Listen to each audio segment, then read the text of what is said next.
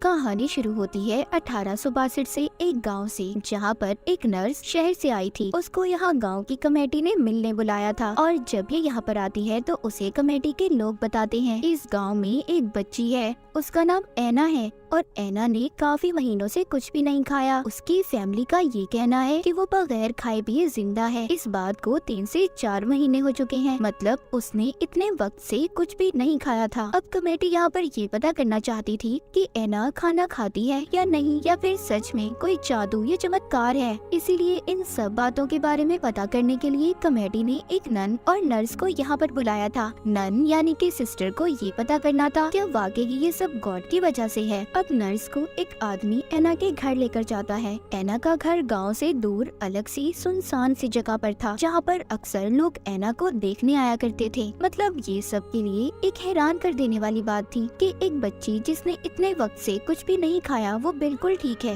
Nurse जब ऐना को देखती है तो वो भी हैरान हो गई थी, क्योंकि ऐना देखने में बिल्कुल फिट लग रही थी। ऐना की फैमिली में उसके मॉम डैड और उसका एक भाई भी था, मगर उसके भाई की मौत हो चुकी थी। और इस बात का पता करने के लिए नर्स कब्रिस्तान भी जाती है, जहाँ पर उसके भाई की कब्र उसे मिल गई थी। नन और नर्स दोनों ये फैसला करती है कि 8 घंटे नर्स ड्यूटी देगी और 8 घंटे नन, क्योंकि 14 दिन के बाद उन्हें कमेटी को रिपोर्ट देनी थी कि ऐना खाना खाती है या नहीं, और इसी काम के लिए उन्हें यहाँ पर बुलाया गया था। नर्स जब ऐना पर नजर रखती थी तो वो बिल्कुल भी सोती नहीं थी, मगर उसके बावजूद उसे नहीं पता चला था कि ऐना को खाना कौन खिलाता है। लेकिन नर्स को इस बात पर पूरा यकीन था कि ऐना को कोई ना कोई तो है जो चुपके से उसे खाना खिलाता है, क्योंकि वो जानती थी कोई भी जादू नहीं है। उसने साइंस को पढ़ा था, वो जानती थी कि कुछ भी हो जाए पर इंसान खाए पिए बगैर जिंदा नहीं रह सकता। नर्स उसके पूरे कमरे की तलाशी भी लेती है, मगर उसको खाना कहीं से भी नहीं मिलता। साथ ही में वो ऐना की मॉम से भी बात करती है, जिससे उसे पता चलता है कि ऐना की मॉम को अपने बेटे की मौत का बहुत गम है। मगर ऐना की फैमिली बहुत सी चीजों पर यकीन रखती थी, मतलब हेल, जहन्नुम, हेवन, जन्नत, आत्मा, इन सब चीजों पर। एक दिन नर्स ऐना को अपने साथ वॉक पर लेकर जाती है। ये उसे बहुत ज्यादा वॉक करवाती है। ये टेस्ट कर रही थी कि शायद इतना ज्यादा चलने के बाद उसे भूख लग जाए, पर ऐसा कुछ भी नहीं होता। ऐना बस पानी पीती है और वो भी बहुत थोड़ा सा। इसी दौरान लोग भी उससे मिलने आ रहे थे, उसकी तस्वीरें भी ले रहे थे। जाहिर है ये सब के लिए हैरान कर देने वाली बात थी कि खाए पिए बगैर एक इंसान कैसे जिंदा है।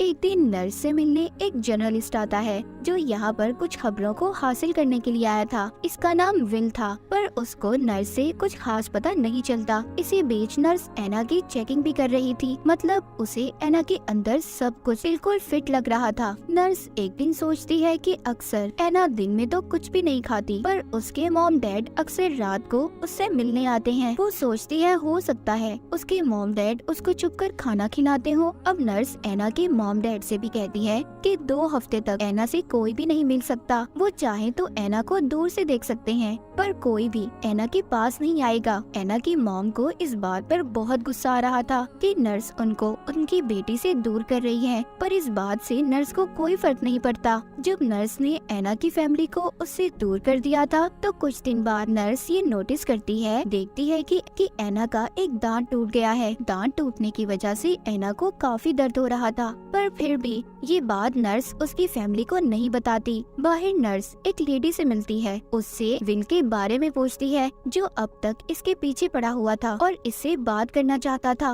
वो लेडी बताती है कि विल पहले इसी गांव में ही रहा करता था, मगर जब उसने पढ़ाई करनी थी तो गांव से शहर पढ़ने चला गया।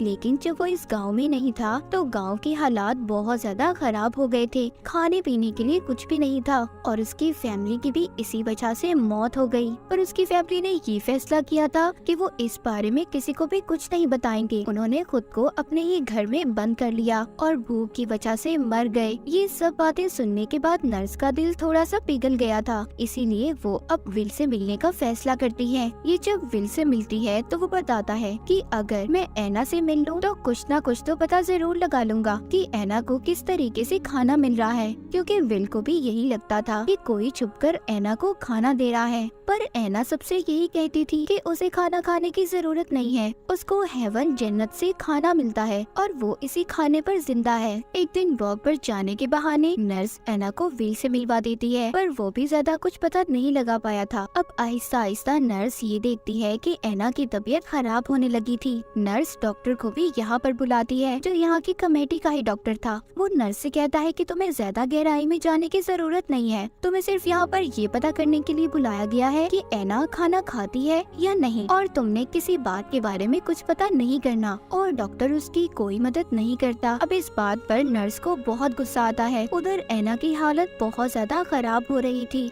नर्स जबरदस्ती एना को सूप पिलाने की कोशिश करती है। वो पाइप उसके मुंह में डाल देती है, पर एना वो भी नहीं पीती। कहती है कि आप मेरे साथ जबरदस्ती नहीं कर सकती। इसीलिए नर्स उससे सॉरी बोलती है। एक बार फिर बाहर नर्स जब एना को वॉक पर लेकर जाती है तो इनके साथ विल भी था। एना इन दोनों को एक कुएं के पास लेकर जाती है और कहती है कि ये एक पवित्र कुआं है। उसके पास एक पेड़ भी था जिसकी टहनियों पर लोगों ने धागे बांधे हुए थे। पर इसी कुएं के पास एना बेहोश हो गई थी। उसको सांस लेने में भी तकलीफ हो रही थी। नर्स ये बात समझ गई थी कि अगर सब ऐसा चलता रहा तो एना बहुत जल्दी मर जाएगी। एक दिन नर्स जब नाश्ता कर रही थी तो अचानक से उसके जहन में सोच आती है कि वो जल्दी से एना के घर जाती है। वो एना को कहती है, जब तुम्हारी मॉम तुमसे मिलने आती है तो वो तुम्हें अपने मुंह में चबाकर खाने को लाती है, जिससे उसे खाना मिलता है। पर उसकी मॉम ने उसे बताया था कि ये खाना हेवन से आया है। एना सिर्फ 11 साल की थी। उसे बचपन से ऐसी बातें सिखाई जा रही थी, इसीलिए उसने अपने दिमाग में इन बातों को बिठा रखा था। नर्स एना को समझाती है, जो तुम खाती हो वो फूड खाना है, पर एना को ये बात समझ नहीं आ रही थी। नर्स उससे पूछती है कि तुम इतनी इबादत क्यों करती हो। एना उसको बताती है कि मैं दिन में 33 मर्तबा इबादत करती हूँ, फास्ट रखकर यानी भूखा रहकर। मुझे किसी की आत्मा को हेल से हेवन में भेजना है, और ये सब बातें मुझे मेरी मॉम ने बताई हैं। नर्स उससे पूछती है, किसकी आत्मा को तुम हेवन में भेजना चाहती हो। अब एना बताती है। यहाँ पर हमें पता चलता है कि एना के भाई ने उसके साथ गलत रिश्ता रखा हुआ था। उसने एना से शादी भी कर ली थी, पर शादी के कुछ वक्त के बाद उसके भाई की मौत हो गई। जब एना ने अपने भाई की मौत के बाद अपने मॉम डैड को अपने और उसके रिश्ते के बारे में बताया, तो उन्होंने एना से कहा था कि तुम्हें 33 मर्तबा इबादत करनी होगी, पर भूखा रहकर, जिससे तुम्हारे भाई की आत्मा हेल से हेवन में आ जाएगी। क्योंकि उन्हें लगता था कि उनका बेटा एना की वजह से ही मरा है। नर्स समझ गई थी कि सारा प्लान एना की मॉम डैड का है। वो जानबूझकर एना को मारना चाहते हैं ताकि एना अपने भाई और मॉम डैड की हकीकत किसी को ना बता दे। अब ये सब बातें नर्स कमेटी को तो नहीं बता सकती थी, बस इतना बता देती है कि एना को खाना मिलता है और उसकी मॉमी उसे चोरी छुपे खाना देती है। पर नर्स के साथ उधर नन भी थी, जो कह देती है कि इस बात को नहीं जानती, क्योंकि ऐसा मैंने कुछ भी नहीं देखा। कमेटी अपने सामने अब एना को भी बुलाती है। उससे पूछा जाता है, क्या तुम खाना खाती हो। एना सबसे यहाँ पर ये कह देती है कि मैं खाना खाती हूँ, पर मेरे लिए हेवन से खाना आता है। अब कुछ लोगों का ये मानना था कि एना खाना खा रही है, पर कुछ लोग इस बात को नहीं मानते। नर्स को जल्दी कुछ करना था, क्योंकि एना की हालत लगातार खराब हो रही थी। उसको सांस लेने की भी मुश्किल हो रही थी। इसीलिए नर्स विल के साथ मिलकर एक प्लान बनाती है। उसका प्लान ये था कि वो एना को अपने साथ लेकर जाएगी, मगर किडनैप अगवा करके, क्योंकि वो जान चुकी थी कि एना की फैमिली बिल्कुल अच्छी नहीं है और उन्हें एना की बिल्कुल भी जरूरत नहीं है। नर्स सभी गांव वालों से कहती है कि वो एना के लिए पूजा रख रही है, जिसमें गांव के सभी लोग आएंगे और एना नहीं आएगी क्योंकि वो बीमार है। जब सभी गांव वाले पूजा में मसरूफ थे तो नर्स एना के पास जाती है। उसको समझ आ गई थी कि एना ऐसे नहीं समझेगी, उसको उसकी मॉम की जुबान में ही समझाना होगा। नर्स उससे कहती है, देखो अब तुम मरने वाली हो, पर क्या पता गॉड तुम्हें नई जिंदगी दे दे, एक ऐसी जिंदगी तुम्हारे साथ कभी कुछ गलत नहीं हुआ। एना भी नर्स को हाँ बोल दिया था। वो कहती है, हाँ अगर मुझे नई जिंदगी मिली तो खुशी खुशी मैं उस नई जिंदगी को जीऊंगी। नर्स अब उसको उसी कुएं के पास लेकर जाती है और कहती है कि अब तुम अपनी आंखें बंद कर लो, तुम आहिस्ता आहिस्ता मरने वाली हो। फिर थोड़ी देर बाद वो एना को आंखें खोलने का बोलती है। अब वो एना को एना नहीं बोल रही थी, बल्कि उसने उसका नया नाम भी रख दिया था। जब ऐना आंखें खोलती है तो नर्स उसे कहती है, क्या तुम्हें भूख लगी है? वो कहती है, हाँ मुझे खाना खाना है। नर्स उसको खाना खिलाती है और यहीं पर छोड़कर चली जाती है। जाकर उसने उसके घर को आग लगा दी थी। फिर अगले सीन में हमें दिखाया जाता है कि नर्स कमेटी के सामने आती है और उसे बताती है कि ऐना मर चुकी है। उसने पहले से अपनी डायरी में लिख लिया था कि इतने बजे उसकी तबीयत खराब हुई और इतने बजे ऐना मर गई। पर किसी को भी उसकी बात पर यकीन नहीं आ रहा था, क्योंकि किसी को भी ऐना की लाश नहीं मिली थी। पर फिर भी कमेटी के लोग नर्स को कुछ नहीं कहते और जाने देते हैं। जिसके बाद नर्स के पास नन आती है जो उसे कहती है कि जब गांव में पूजा हो रही थी तो मुझे कुछ अच्छा नहीं लग रहा था। तभी जब मैं वापस आई तो मैंने देखा एक आदमी घोड़ा गाड़ी पर अपने साथ ऐना को ले जा रहा था। नर्स अब नन को सब कुछ बता देती है। नन उससे पूछती है, क्या अब वो बेहतर जगह पर है? नर्स कहती है, जी अब वो महफूज है और एक अच्छी जगह पर है। उसके बाद नर्स भी गांव छोड़कर चली गई थी। इस पूरे काम के लिए नर्स को पैसे दिए जाने थे, पर कमेटी ने उसे कोई पैसा नहीं दिया था, क्योंकि उन्हें अभी तक इस बात का पता नहीं चला था कि ऐना खाना खाती थी या नहीं, या फिर गॉड की तरफ से उसे खाना मिलता था। दरअसल कहानी में ये वो वक्त दिखाया गया है जब लोग ऐसी बातों पर बहुत यकीन रखते थे। जैसे कि कहा जाता है कि अगर काली बिल्ली आपके आगे से गुजर जाए तो आपके साथ अच्छा नहीं होगा। जैसे कि नंबर 13 नंबर को लोग अच्छा नहीं समझते थे। तो इन बातों पर यकीन मत करें, अपने ऊपर यकीन करें कि आप क्या कर रहे हैं और क्या कर सकते हैं, क्योंकि उस वक्त के लोग वो इन चीजों को ही सब कुछ मानते थे। नर्स ऐना को लेकर शहर में ले आई थी। विल भी इनके साथ था। ये सिडनी में आ गए थे अपनी नई पहचान के साथ। नर्स ने सबको ये नहीं बताया था कि ऐना के मॉम डैड और उसके भाई ने उसके साथ क्या क्या किया, बल्कि नर्स को सिर्फ ऐना की जान बचानी थी। उसने उसे अपनी बेटी बना लिया था और विल के साथ शादी कर ली थी। ये तीनों हंसी खुशी जिंदगी गुजार रहे थे। और अब मेरी दूसरी साथी वंडर मूवी को एक्सप्लेन करेंगी। स्टार्ट में हमें एक लड़की दिखाई जाती है जो कि सोच रही होती है कि इंसान किस चीज को ज्यादा वैल्यू देता है, प्यार को या मोहब्बत को। और फिर इसके बाद हम स्कूल की एक फुटबॉल टीम की मैनेजर को देखते हैं जिसका नाम बैम है। बैम एक लड़के को पसंद करती है और उसका नाम है ओ। ये ओ के पास जाती है और उसे कहती है कि क्यों ना आज हम आइसक्रीम खाने के लिए जाएं, मगर वो इसकी बात नहीं सुनता और वो कहता है कि मैं नहीं जाना चाहता क्योंकि आज मेरी मॉम के साथ मेरी एक बहुत ही अहम मीटिंग है। ये सुनकर बैम परेशान हो जाती है और यहाँ पर एक कोच भी आता है। ये इनकी फुटबॉल टीम का कोच है जो यहाँ पर अब एक न्यू मैनेजर को लेकर आया है। इस न्यू मैनेजर का नाम है नैनो। ये न्यू मैनेजर देखने में काफी ज्यादा प्यारी है, अच्छी बातें करती है और काफी ज्यादा खुश इखलाक भी लगती है, जिसकी वजह से सबको वो बहुत अच्छी लग रही होती है। और बैम को ये बात अच्छी नहीं लगती, उसे देखकर ये बहुत ज्यादा जेलस हो रही होती है। फिर बाद में हम देखते हैं कि ये सभी अब नई मैनेजर को पार्टी देना चाहते हैं, उसे वेलकम पार्टी देना चाहते हैं और इस वजह से बहुत खुश हैं।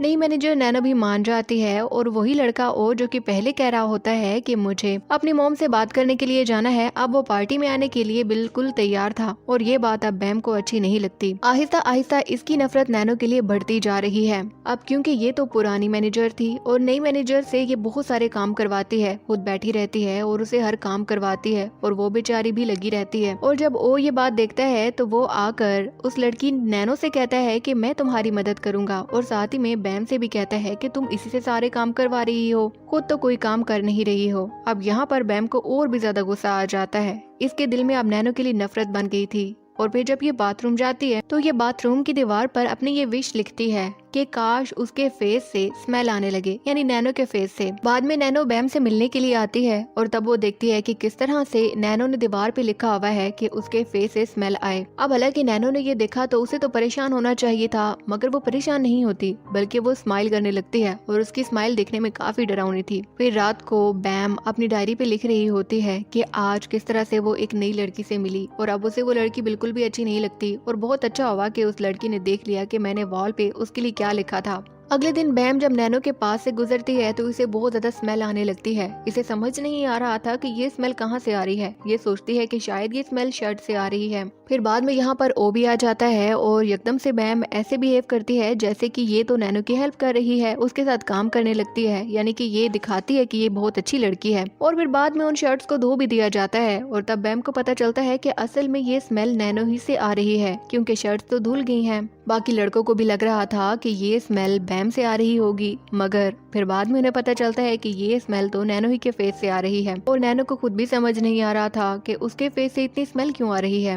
अब बैम को भी समझ आ गया था कि ये वॉल पे जो कुछ भी लिखती है वो सच हो जाता है, इसलिए दोबारा से ये वॉल के पास जाती है और वहाँ पर लिखती है कि ओ मुझे पसंद करने लगे। फिर अगले सीन में हम देखते हैं कि ये कोच के पास खड़ी हुई होती है कि तभी इन दोनों के पास एक बॉल आता है और ओ उस बॉल को बैम पर नहीं लगने देता। बैम को लगता है कि शायद उसका लिखा सच होने वाला है, मगर फिर ओ कहता है कि मैं तो कोच को बचाने के लिए आगे आया था, तुम्हें बचाने के लिए नहीं। अब बैम कहती है कि मतलब जो मैंने लिखा वो सच नहीं हुआ। फिर यहाँ पर एक और लड़का टैंग भी आता है जो कि आकर बैम से कहता है कि तुम्हें लगता है कि ओ तुम्हें पसंद करेगा या तुम्हारी हिफाजत करेगा, तुम्हारी हिफाजत करने से तो बेहतर है कि किसी डॉग की हिफाजत की जाए। ये बात बैम को बिल्कुल भी अच्छी नहीं लगती, इसे बहुत गुस्सा आता है और अगली दफा ये बाथरूम जब जाती है तो ये टैंक के बारे में गुस्से में वॉल पे लिख देती है कि टैंक एक डॉग है। फिर बाद में जब स्कूल के सभी स्टूडेंट फुटबॉल खेल रहे होते हैं तो तभी टैंक इस तरह से बिहेव करने लगता है जैसे कि वो डॉग हो। वो सब पे भौंक रहा था और बिल्कुल कुत्ते की तरह बन गया था। इसी वजह से एकदम से उसे पकड़कर एम्बुलेंस में लेकर जाया जाता है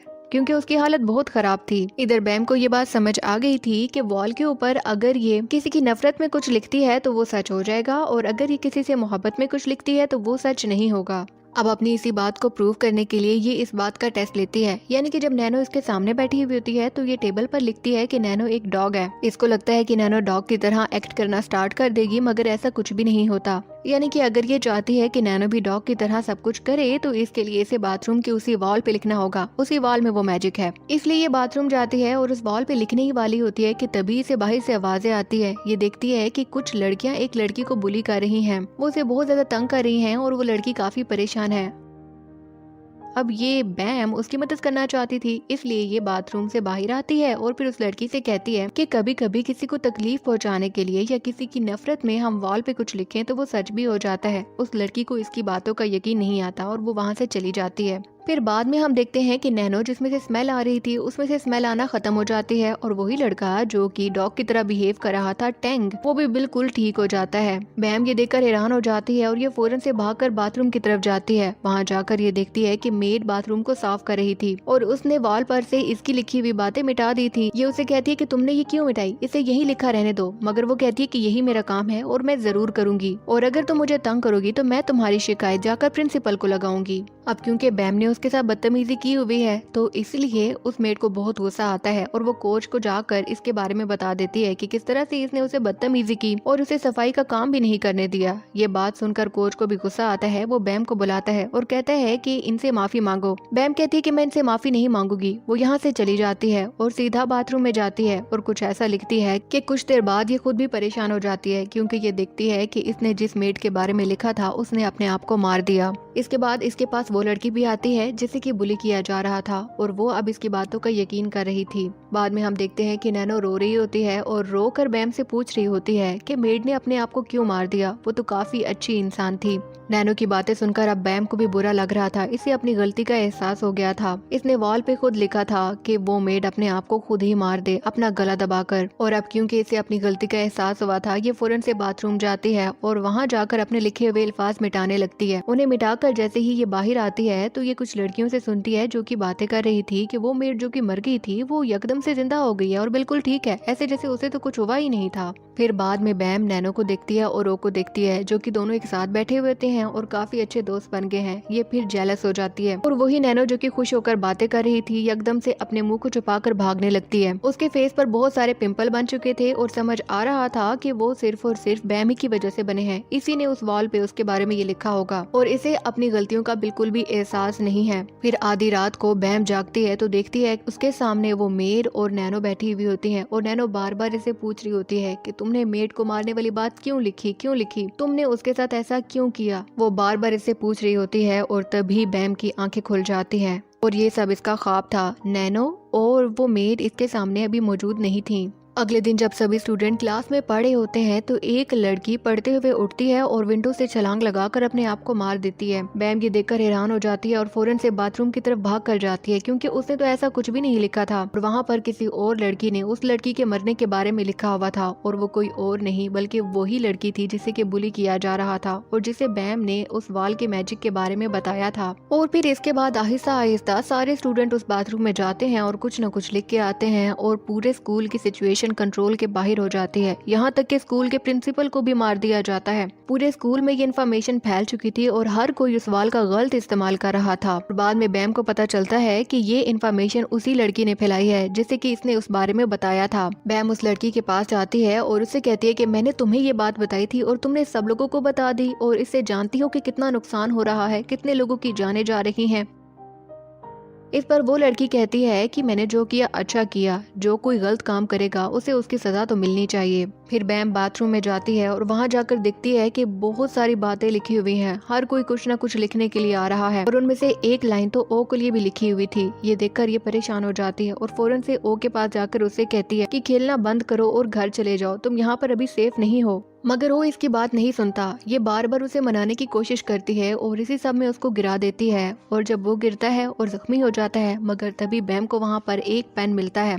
उसे देखकर इसे ओ की ही एक फ्रेंड पर शक होता है और ये उसे कहने लगती है कि तुम ही हो ना जिसने ओ के बारे में वॉल पे वो सब कुछ लिखा है। मगर वो फ्रेंड इसकी बात को नहीं मानता और कहता है कि मैंने ऐसा कुछ भी नहीं लिखा, और अपने दोस्त को बचाने लगता है। अब बैम खुद ओ के बारे में वो सब कुछ मिटाने के लिए जाती है, मगर जब ये मिटाने के लिए जाती है तो वहाँ पर देखती है कि किसी ने ये भी लिखा हुआ था कि जो कोई भी इन लाइनों को मिटाने की कोशिश करेगा वो मारा जाएगा। अब ये वापस आ जाती है और ये परेशान थी कि मैं क्या करूं ओ को बचाने के लिए। और तब इसके पास नैनो आती है। ये नैनो के सामने अपनी गलती का एतराफ करती है और नैनो से कहती है कि मैंने तुम्हारे लिए कितना कुछ बुरा सोचा और अब मैं खुद फंस गई हूँ और मैंने ओ की जान को भी खतरे में डाल दिया है। नैनो इसकी बात सुनती है और जोर जोर से हंसने लगती है और वो कहती है कि जो कुछ भी बुरा हुआ है वो तुम्हारी ही वजह से हुआ है, और अगर तुम्हें इतनी ही हिम्मत है तो जाकर दीवार पे सब कुछ लिखा मिटा कर आओ और सबके सामने अपनी गलती का एतराफ करो।